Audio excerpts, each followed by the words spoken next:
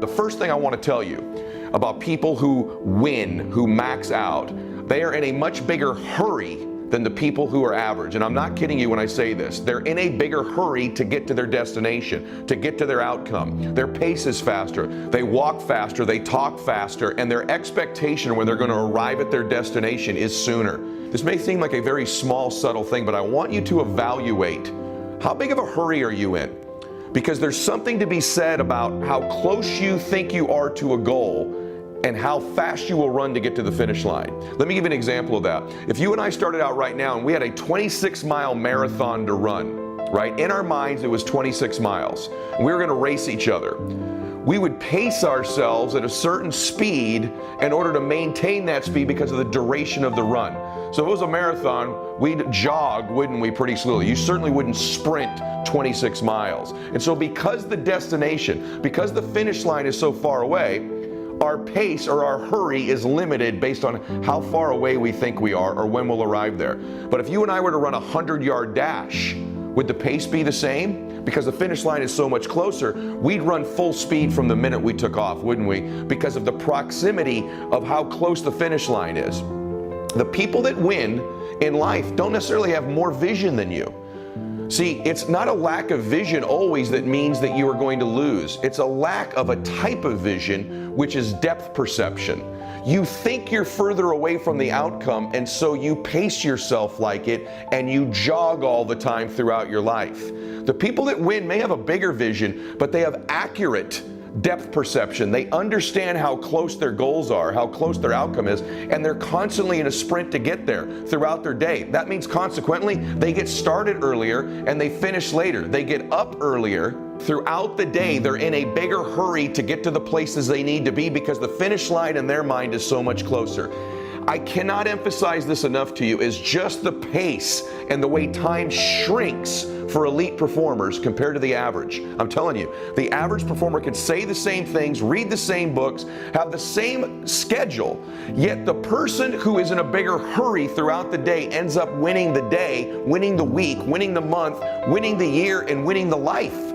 And so please evaluate your pace. You should be in a so much bigger hurry than everybody around you. You almost have people telling you to slow down a little bit. So that's number one, is you've got to be in a bigger hurry. The second thing is the way we begin our day.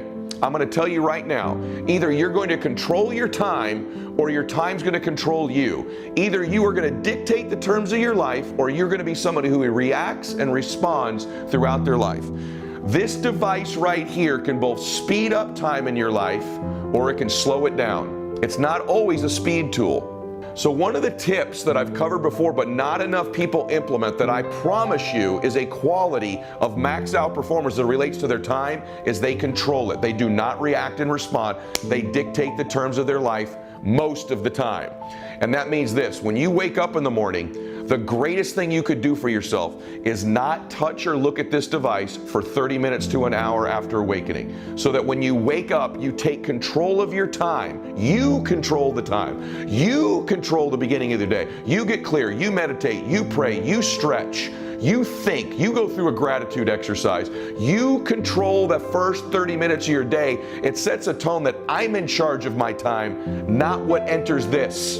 If the first thing you do is grab this, this now dictates the term of your day. This controls my day. What hits this, what email, what text, what call hits this, what Instagram post hit this, this controls me. It controls my time. But if you can stay away from it for the first 30 minutes to an hour, you send a message to your brain, to yourself, that you control time, that this day is on your terms. And again, you stack up a day, a week, a month, a year, 5 years of a lifetime of you controlling and dictating the terms of your life for just the first 30 minutes to an hour every day.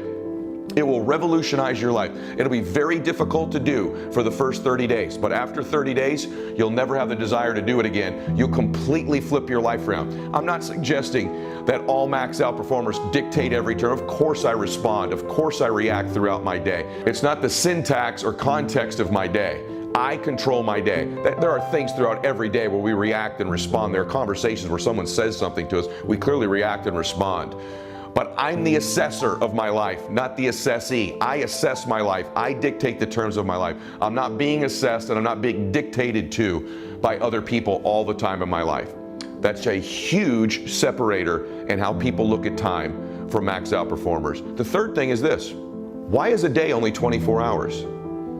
I mean, if the average people in the world, or the majority of people in the world, have a 24-hour day, why does that have to apply to you? Many years ago, I discovered, have you ever had a day where in 4 or 5 hours, you got more in the first 4 or 5 hours done or accomplished in your day than you had in a normal day? You ever have a 4 or 5 hour window, a 6 hour window, like you go, I've got so much done in these 6 hours, it's more than I get done in an average day. And what I found out was max out elite performers, people that perform at the highest level, they get more done in a 6 hour window than most people get done in a day. And here's why. Most people measure a day by 24 hours. So I started to think.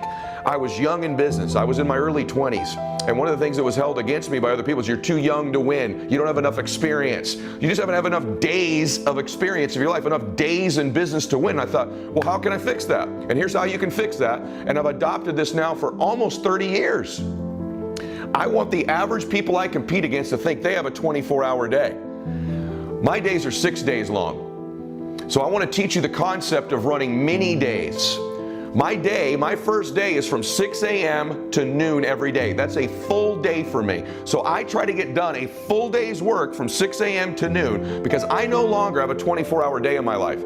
I have a 6-hour day. And so a day to me is that measure of time. It altered the complete direction of my life. It transformed who I am. So now from 6 a.m. to noon is a day. That's my first day. Every single week, 6 a.m. to noon, Monday morning.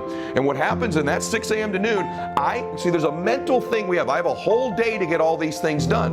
And so we stack and dictate and schedule our day over that 24-hour window of time. You'd be surprised if you shrunk the day to 6 hours, you can get the same things done in those 6 hours you used to get done in 24. From noon to 6 p.m. is my second day. And in that second day, I fill that up with a full day's worth of fun, memories, meetings, phone calls, you name it, meetings with my relationships in my life.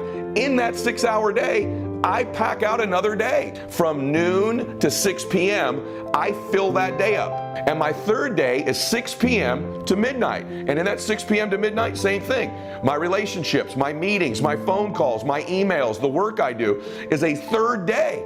And so what happened was when I was in my early 20s, I went from having 3 days in the same window of time when the average person had 1. And I started to accomplish triple what the average person was accomplishing. Now, once again, you stack up 3 days in 24 hours over a week, a month, a year. In just 1 year, I end up with over 1,000 days, and I'm competing against people who only have 365. Think about the mind-blowing difference could be in your life if you ran mini days the rest of your life. I'm telling you right now that my days are 6 hours long. The amount of work you can get done, the amount of compounding that'll take place in your life, it's gonna blow your mind. When you start looking at your schedule, day 1 is 6 a.m. to noon. Day 2 is noon to 6 p.m. Day 3 is 6 p.m. to midnight. Your whole existence is going to change. And it'll be kind of fun in the beginning. You'll mess it up, but you stack up a week or 2 and you do that for a month. Imagine that in 1 month getting 90 days. Think about what would happen in your life if in a month you had 90 days and the rest of the world, the average in your life, imagine that for a second. The rest of the world only had 30. And you stack that up over a year or 3 years. How different would your life be? And I'm telling you, I'm an example of how different your life would be. I'm an example of what that productivity and compounding in your life can look like. More fun, more memories, more meetings, more encounters, more relationships, more experiences, more money, more achievement, more joy, more bliss. I'm creating opportunities constantly. So what I do is I shrink the finish line. So there's sprints all the time. And so because I only have a 6-hour day, I'm in a hurry throughout that day. I'm not jogging, I'm not walking, I'm in a big hurry. And you're gonna be amazed at the transformation of your life. I may never give you a bigger gift than the concept of 6-hour days.